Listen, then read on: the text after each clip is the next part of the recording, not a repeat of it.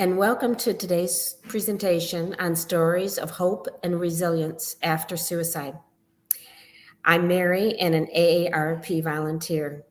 Before we get started, I have a few housekeeping issues or items. First, we will field questions at the end of the presentation.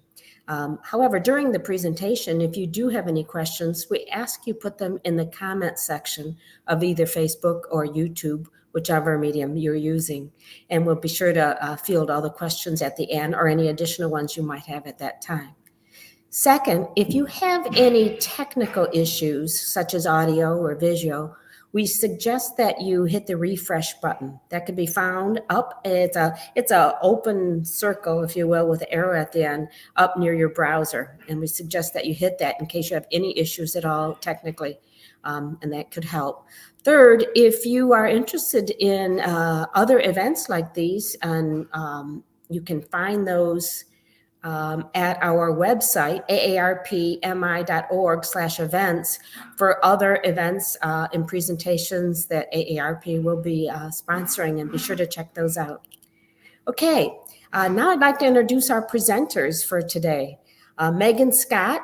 Megan is the communication specialist for preventing suicide in Michigan Men, also known as PRISM program at the Michigan Department of Health and Human Services, where she works to develop and implement communication strategies for suicide prevention across the state. Prior to Megan's work at the state level, Megan worked as the director of marketing for a nonprofit organization whose work focused on suicide prevention. Megan received both her bachelor's in business administration and Master of Arts in Communication from Western Michigan University. Kristen Smith is the program coordinator for the Preventing Suicide in Michigan Men program at Michigan Department of Health and Human Services, and oversees the grant activities and suicide prevention activities for the adult male across the state of Michigan. She has nearly a decade of experience in substance use disorders, mental health counseling, and suicide prevention, and is a certified safe talk and assessing and managing suicide risk trainer. Kristen is a clinical social worker and recently completed her PhD in interdisciplinary health services from Western Michigan University, with a focus on the effectiveness of health and human services. Kristen and Megan, welcome for today. Thank you so much, Mary. And thank you all for being here today. We'll do quick introductions ourselves just so you know our faces, and then we'll get started with the presentation. My name is Kristen Smith. I am the program coordinator for the Preventing Suicide in Michigan Men program here at the Department of Health and Human Services in Michigan. Really excited to talk to you today about stories of hope and resilience after suicide. And I'll let Megan say hello. Hi, everybody. My name is Megan Scott, and I am the communication specialist for Preventing Suicide in Michigan Men at the Michigan Department of Health and Human Services. And I'm really excited to get to share some information with you all today. All right. So I'm going to just share my screen really quick, share my presentation, and we'll get started. All right. Hopefully, there we go. All right. Like I said, my name is Kristen. Thank you all for being here today. We're going to talk today about stories of hope and resilience after suicide. We'll share some stories that we have and of folks that we know who have overcome suicide ideation and are now experiencing life after suicide. We'll share their stories of hope. We'll also share why it's important to talk about stories of hope after suicide. So if you've been following along this series with us, we've talked about how to support people who might be experiencing crisis or thoughts of suicide or mental health challenges. We've talked about how you can ask the question about suicide and how you can be there for your loved ones. But now we're going to talk about why it's important to talk about suicide and why it's important to share our stories. So we've talked a little bit about statistics before, and this presentation is not about statistics, so I'll be quick.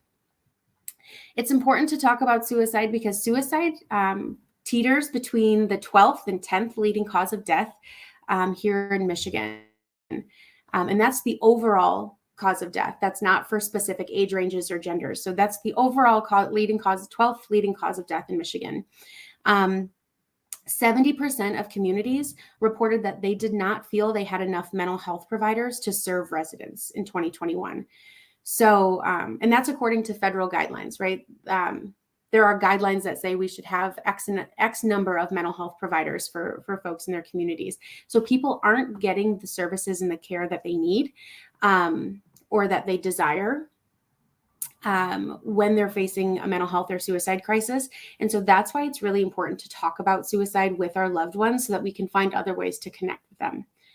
Another note on this slide is from our Michigan Violent Death Reporting System. There are some circumstances known for suicide deaths in Michigan. This is not the end all be all. We know that suicide is not caused by just one thing ever.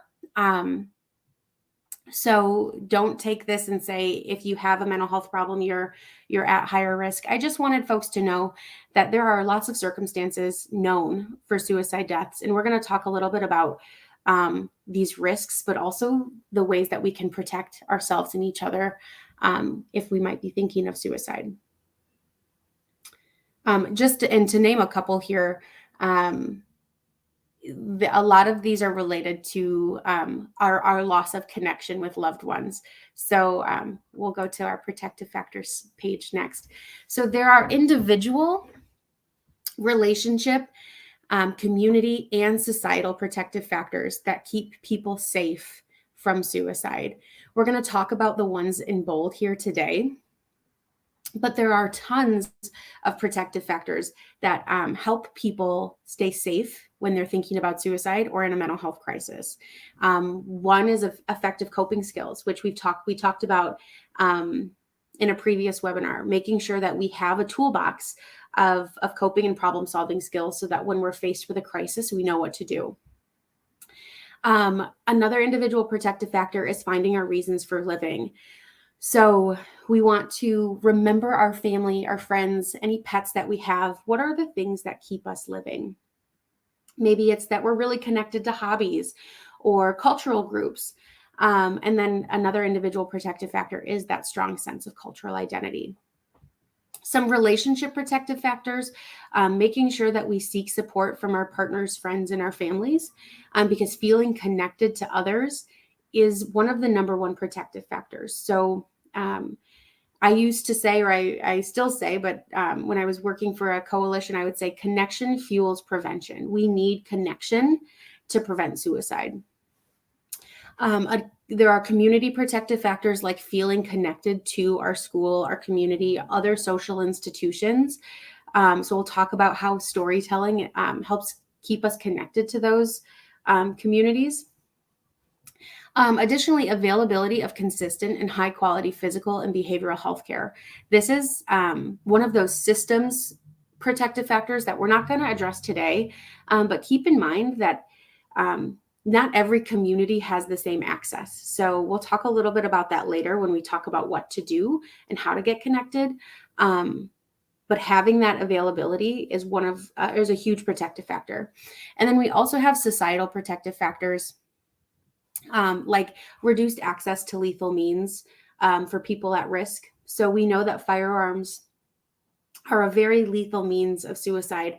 And so if we know someone's at risk for suicide, we should be having conversations about their access to their firearms. And additionally, cultural, religious, and moral objections to suicide keep us safe from suicide. But like I said, we're going to focus on these bold protective factors today: reasons for living, strong sense of cultural identity, support from partners, feeling connected to others, and feeling connected to our community. So we're going to talk about this in the context of telling stories, how to tell stories, who to tell stories to, and we're going to hear some stories of hope and resilience today. So with that, I'm going to turn it over to Megan, who's going to talk to us a little bit about how we talk about suicide and what those stories are. Thanks, Kristen. So as Kristen mentioned, it is super important. It's super important to feel connected to one another. And one of the ways we do that is through storytelling, and talking about suicide is one way to prevent suicide, and it's an incredibly important way to prevent suicide. Being able to speak about it openly without fear and shame can break down barriers, break down stigma associated with talking about mental health and suicide. And so speaking about it is super important, and telling our stories is important, and listening to other people's stories are important.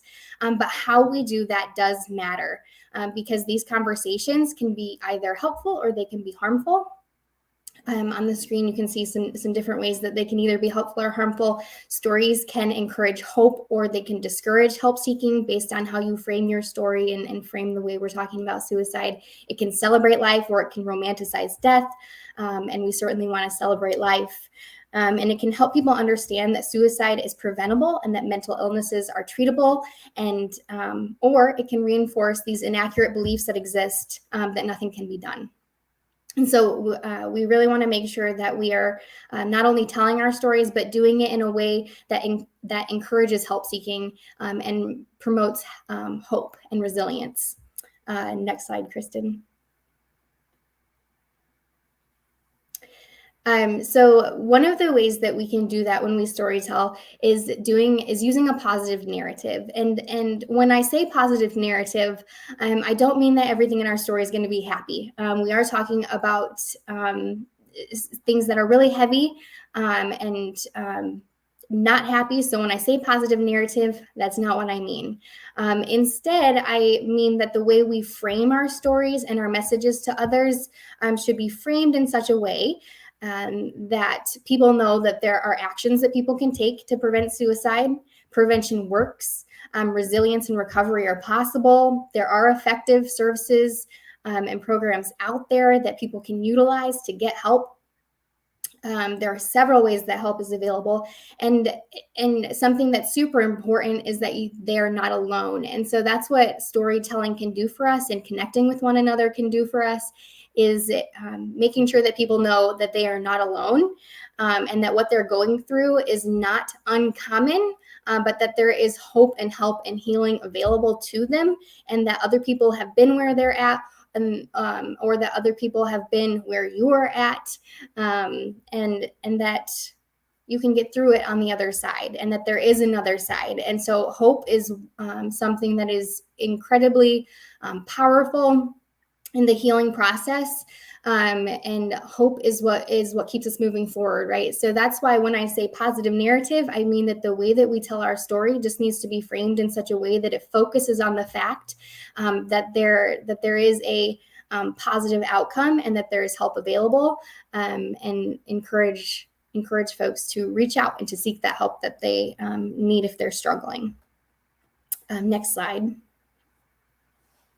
So if you are someone who wants to share your story, we will, again, be sharing some stories and some other information here in a moment. But if you are someone who wants to share your story, there are some things to keep in mind when sharing your story. So on the screen are some things that you should do when storytelling, and keep these things in mind. If you yourself have gone through hardship and want to share your story, you want to make sure that you're in a safe place in your recovery. So make sure that you reflect on where you're at in your own journey.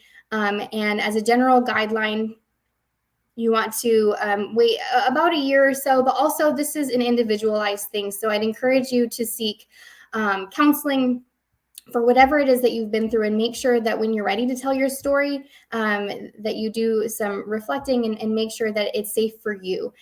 Because while we do want to help others, we also want to keep ourselves safe and keep ourselves in mind. And then before you tell your story, you want to make sure that you define your key messages. Your story shouldn't focus on just the pain of it all, but instead you want to make sure that your key messages of your story inspires hope, right? And so, we want to share what we went through so that other people can connect with that, but we really want to focus on the fact that we got through it, and how did we get through it, and how can other people get through it, and really encourage folks to reach out for that help that you received.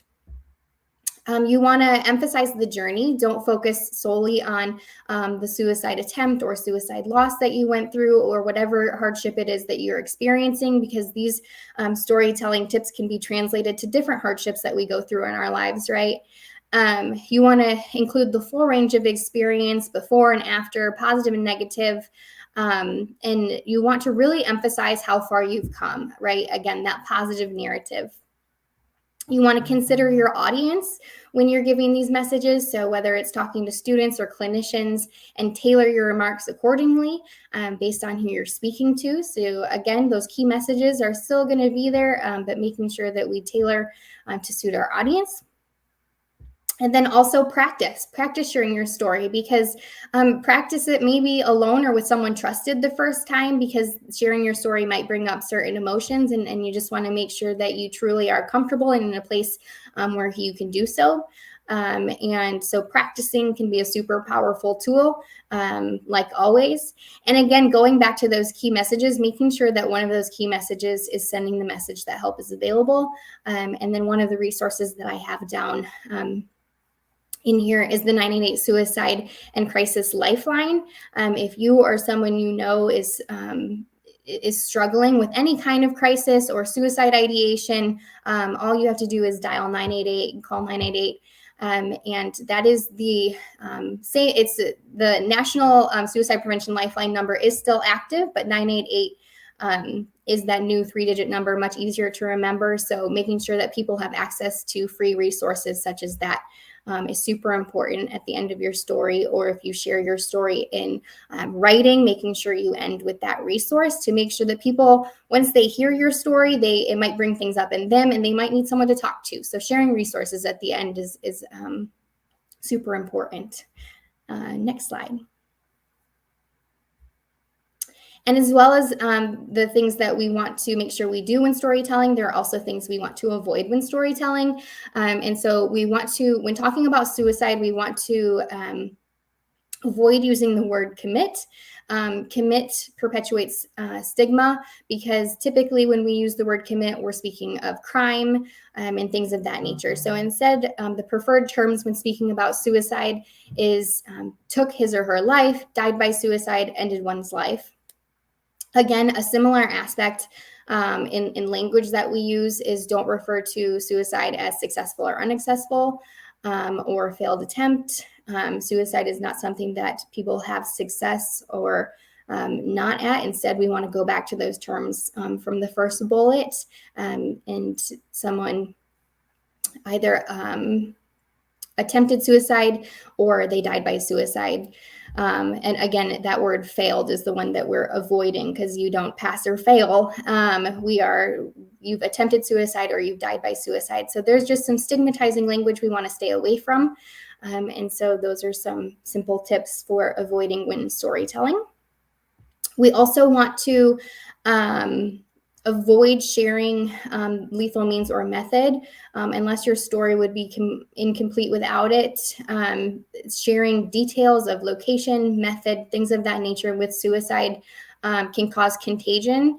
And so instead of sharing those details, we really want to focus on the story itself and those key messages of what it was we were going through, what it is that got us through it, and what people can look forward to, and pass on that hope instead. We also don't want to simplify suicide to one thing. While we know that there are certain things that are risk factors in suicide, suicide is a complex issue, and so we don't want to boil it down to one thing that happened in someone's life. And so we don't want to simplify the situation, and we want to make sure we describe it as something that is complex, and that there are a lot of emotions that go into mental health crisis and suicide. And so again, we're just not oversimplifying when we're sharing our stories. Another thing to avoid is glorifying suicide. Instead, portraying suicide as honorable or romantic can lead others to view suicide as a viable option. And that is something that, again, when we go to that next bullet, we want to avoid that. We're avoiding portraying suicide as an option, because there is help available and there is hope available. There is healing available. There are several resources out there. And So those are the things we are trying to portray. So we don't want to make it seem like a viable option. So next, we are going to hear about a couple of stories. And so something that we did at the state of Michigan is in our program, Preventing Suicide in Michigan Men, we focus on the age men 25 and up. And something that is super powerful with suicide prevention and other things is hearing from people who are going through similar things or who have gone through similar things as you. And so we created an ad campaign using real men in Michigan. These are in their real stories, in their own struggles and their own experience with suicide. And so in this next video, there are 3 men. This is just a 60-second ad where you just get to hear snippets of their story. But our goal was to allow men in Michigan to hear from other real men in Michigan about the fact that they too have struggled with, have lived experience with suicide. They too have struggled, but they have gotten through it, and that there is hope and there is help, and that they're grateful for being here today. So let's show that video. After my son took his life, it hurt so much. I didn't see a future. My first marriage ended, we divorced, and I had thoughts of taking my life. Really felt like I didn't fit in anywhere and that nothing I could do was good enough. When I was 24, I did attempt suicide. A first responder saved me. My faith got me through it. I didn't tell anyone for several years. I just wanted to hide it. Many men don't talk about the problems that they're facing. We're taught that we're supposed to man up. That's what's killing us. I did get to the point where I could ask for help. Once I started sharing my story, I took back my life. Don't hold it in. Asking for help is not a sign of weakness. I'm thankful that I got to see my kids grow up. There is nothing like the love of a grandchild. I am very blessed. If I help one person, it's worth it. Speak up. The life you save could be your own.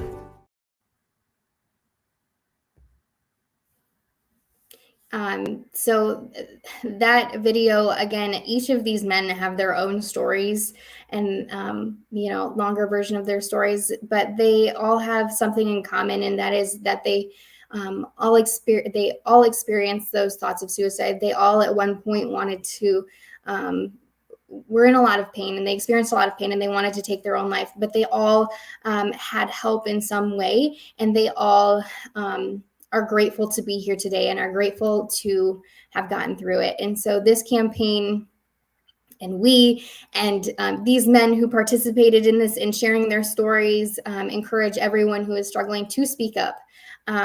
Because again, the life you save could be your own, and there are people and there is help available. And so each of these men have really strong and really impactful, powerful stories of what they've went through. And I've had the privilege to hear each one of them. But if I shared, or if each of they shared, we'd be here for a lot longer today. So we just wanted to share that snippet of their stories, and to let you know that you're not alone.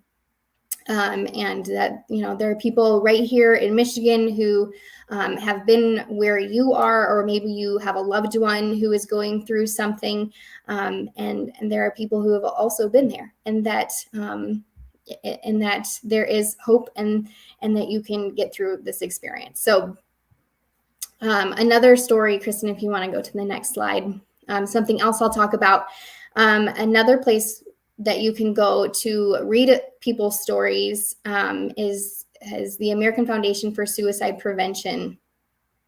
So the American Foundation for Suicide Prevention has a blog site where you can go and share your story. And a lot of the information I shared with you today about how to share your story is available on AFSP's website, on the afsp.org/blog.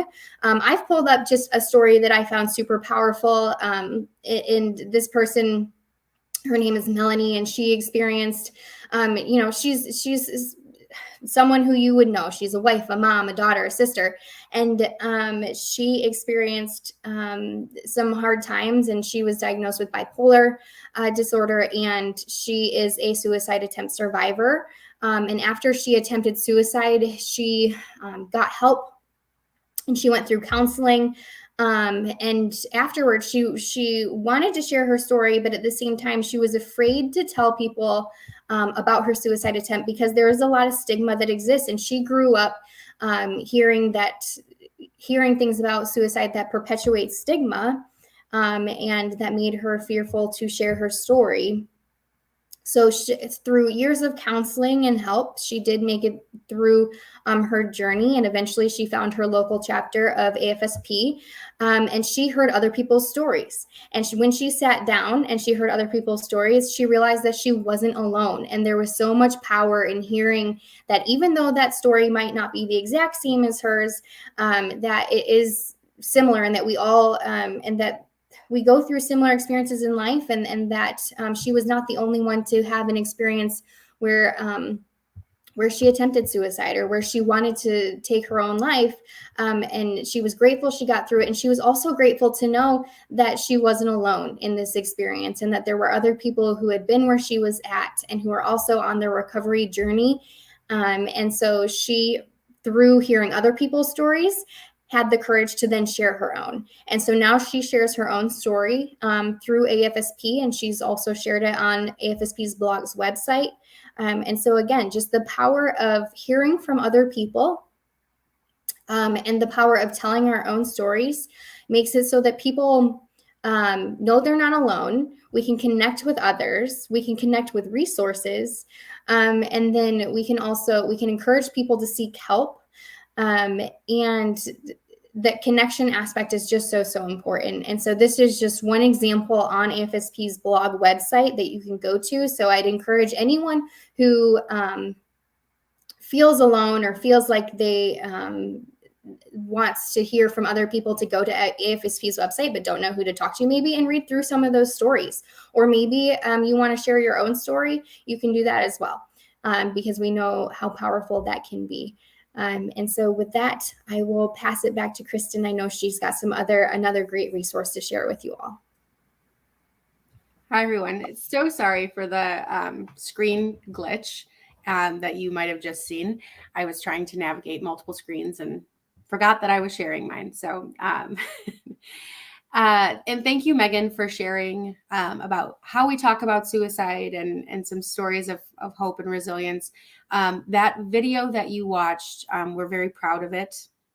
Those three men, they have, like Megan said, much longer stories that if we invited them here today, we'd have to have a few more webinars. But there are more videos like that available on our website, michigan.gov/thelifeyousave. So please go check out the other videos that we made with those men and their stories. So yeah, before I continue on, I just wanted to highlight what was said in the video and in Melanie's story. Is that without talking about it, without talking about our struggles, without talking about what we're experiencing, we can't get the help that we need. And all of those men mentioned not talking about it, and how when they finally talked about it, they were able to get connected to help and continue on with their lives, and their lives only got richer. So that's why we talk about hope and wanting to share our stories about suicide. So the next resource we have for everyone is part of the Preventing Suicide in Michigan Men program. I'm really excited and proud of this program that we've brought to Michigan. It's called Man Therapy. Some of you may have heard of Man Therapy Michigan. Some of you might be brand new to Man Therapy Michigan. So I'll talk just a little bit about it, and I'll show you the website in just a moment as well. Man Therapy is tailored for men, but it is a fun resource that I think women and teens can all get something from. So if you are like, I'm not a man, I'm not going to go to Man Therapy, you don't have to be a man to go to Man Therapy. Man Therapy is just that playful bridge between I might need help and help is available. You'll see here the tagline, you can't fix your mental health with duct tape. We know that men historically aren't seeking help for their physical and especially their mental health challenges. So man therapy tries to be a little humorous about seeking help. So what is it?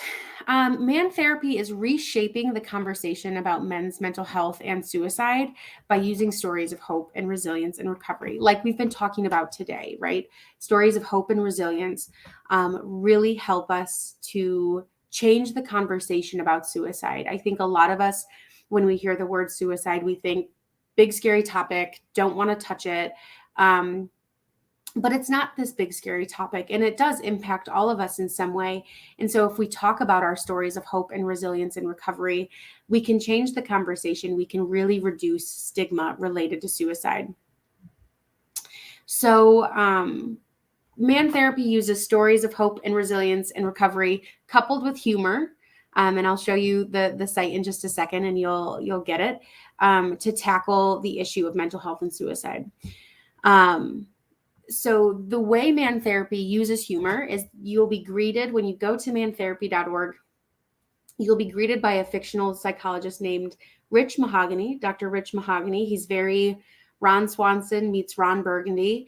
And he'll talk to you. There's videos where he talks about mental health, where he talks about suicide, where he talks about how you can't just rub some dirt in your mental health and it'll be better.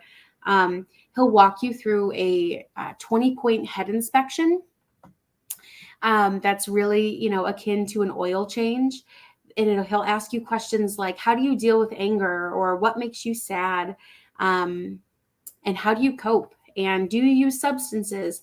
And at the end, it spits out this report that says, hey, you're doing good. Or, hey, sounds like you've got some anxiety. Let's talk about how you can fix it. You'll see at the bottom, therapy, the way a man does it. We're really excited about Man Therapy Michigan. We have been in full operation for about a year and a half, and we've had almost 20,000 users, over 90,000 page views. So when you go to Man Therapy, there's lots of pages you can click through. Over 7,000 head inspections have been started, with nearly 2/3 or over 2/3, 76, 3/4. Let me do my math right. 3/4 have been completed. So once people start those head inspections, they typically finish it. It's only 20 questions. There's a lot of resources for you to click through and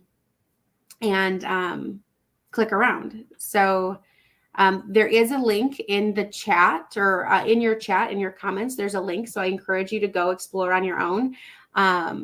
If you don't feel like doing that right now, I will pull it up really quickly if I can, and show you. So this is what Man Therapy looks like. Let me click out of that. This is Dr. Rich Mahogany in his very manly office with his leaf blower, and he's, reading about chainsaws. As you scroll through, you can get started with the head inspection. Sorry, hopefully my internet goes quickly today. And you can take the inspection. It's free, anonymous, and it's scientifically validated. So this isn't real therapy, but this is just a resource that helps you get connected to real therapy if that's something that you're interested in. You can watch the video on the head inspection. Dr. Rich Mahogany, he'll tell you all about it, what to expect, and then you can take the inspection. On every page you go to, there's this little red phone, and that'll connect you to either 988, like Megan talked about earlier, which is our 3-digit suicide prevention lifeline, or 3-digit crisis line. You can chat with the crisis line, or you can call the Veterans Crisis Line. So there are lots of options, but this red phone is to connect you to immediate help.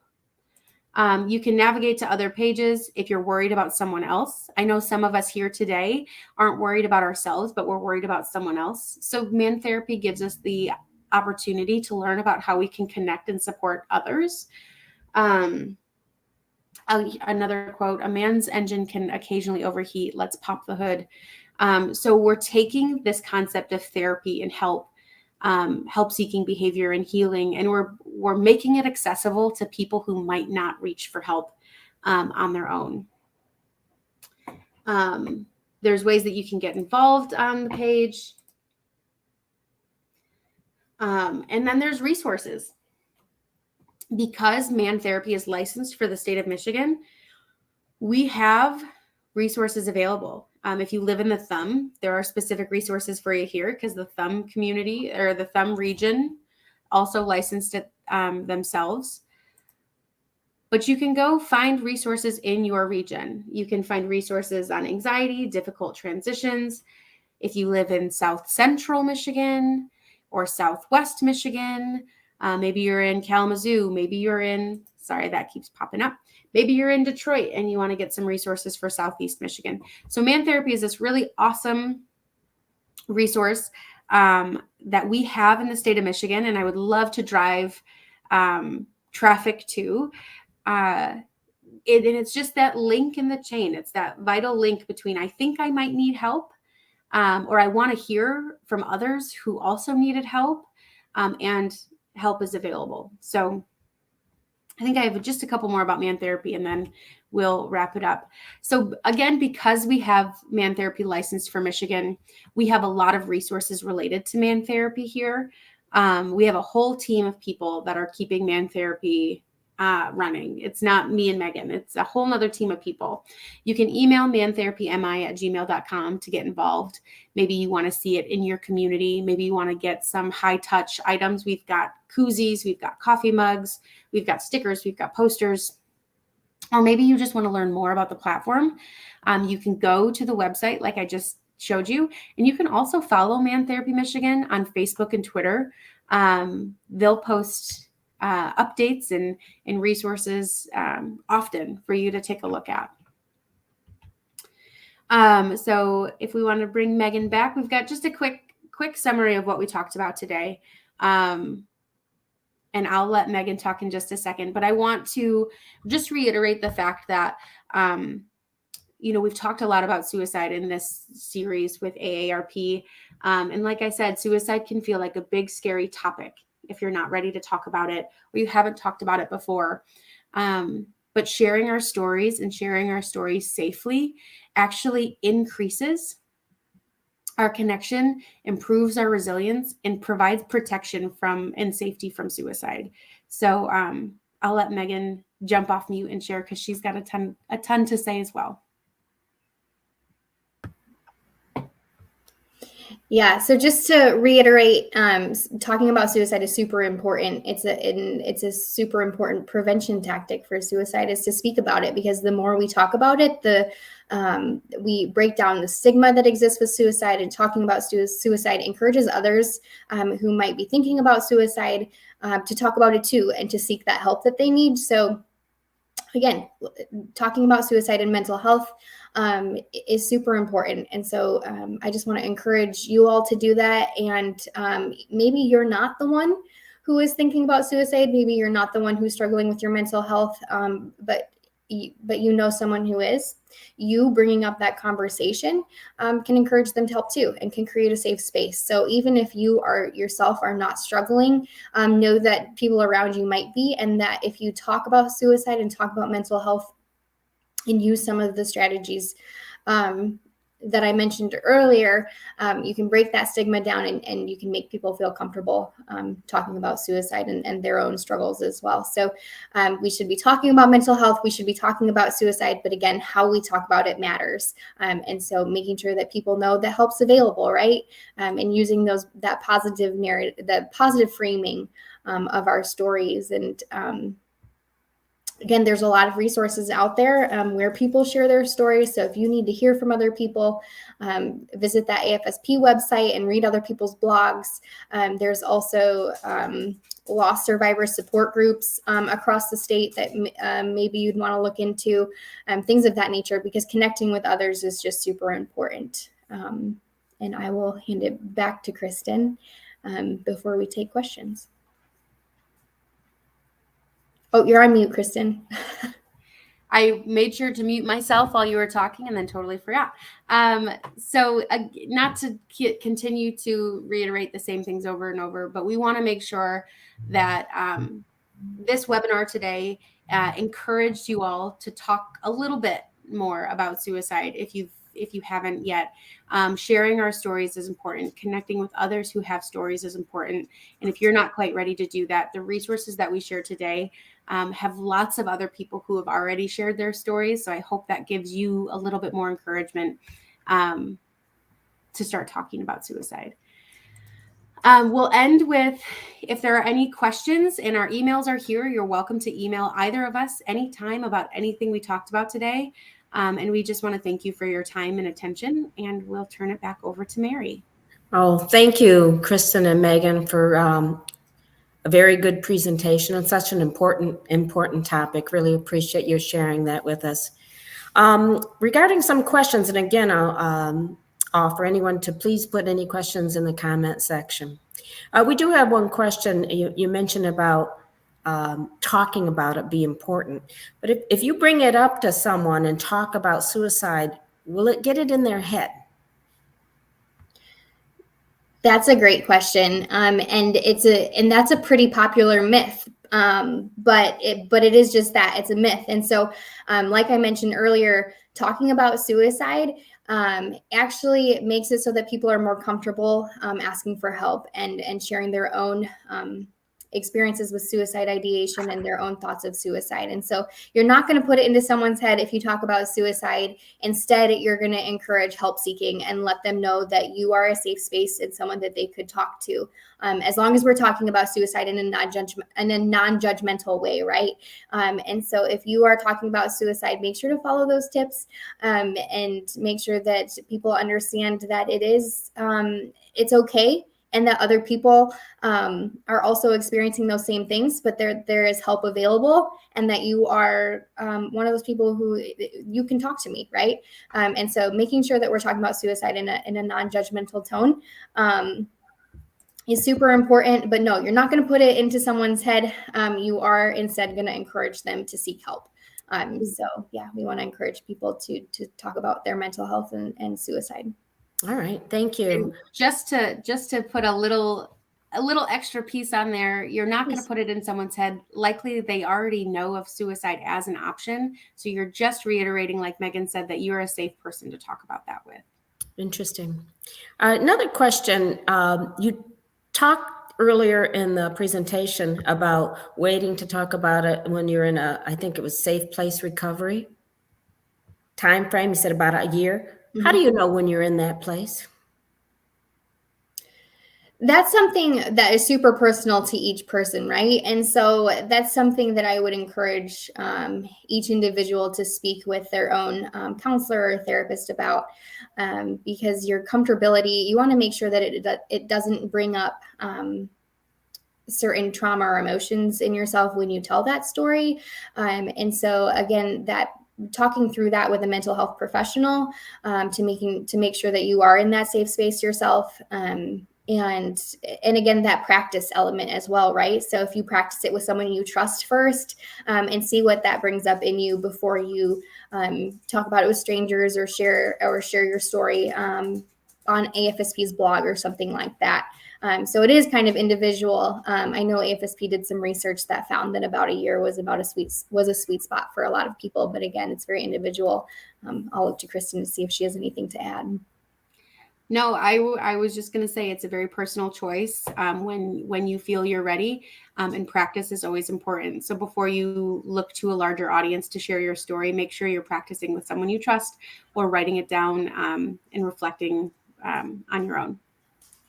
Great, thank you. We had a question. Do you have any other resources you recommend?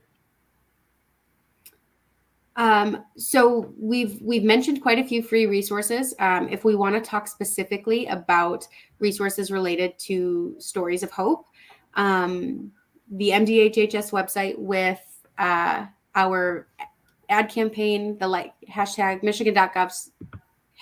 Michigan.gov/the life you save, AFSP.com or .org/blog, 988 and crisis chat or crisis text line 741-741. Those are all amazing free resources. Man Therapy is also a free resource. I just spent a lot of time talking about it, and that is at no cost to anyone in the state, whoever wants to use it. And then I'll let Megan answer that question or add anything she wants to add.